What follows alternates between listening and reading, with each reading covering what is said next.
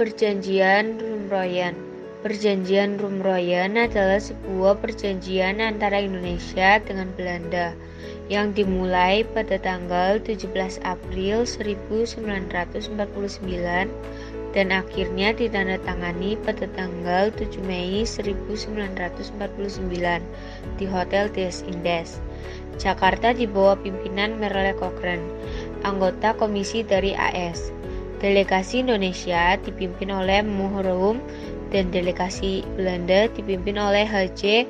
van Rooyen.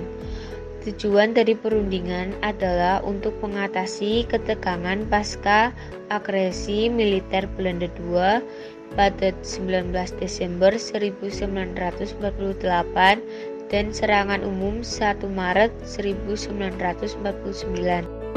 Kemudian ada latar belakang perjanjian Rumroyen. Pada tanggal 19 Desember 1948, Belanda menyerang ibu kota Indonesia, saat itu masih di Yogyakarta, dan berhasil merebut Yogyakarta.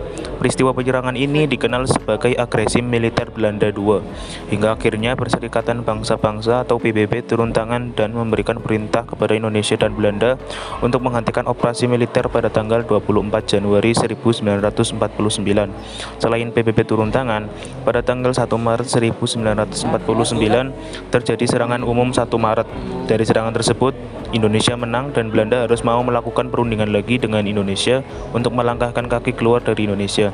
Sebuah badan bentukan PBB yang bernama UNCI atau United Nations Commission for Indonesia kemudian membawa delegasi dari pihak Belanda dan Indonesia ke meja perundingan pada tanggal 17 April 1949 yang selanjutnya menghasilkan perjanjian Rumroyen sampai tanggal 7 Mei 1949.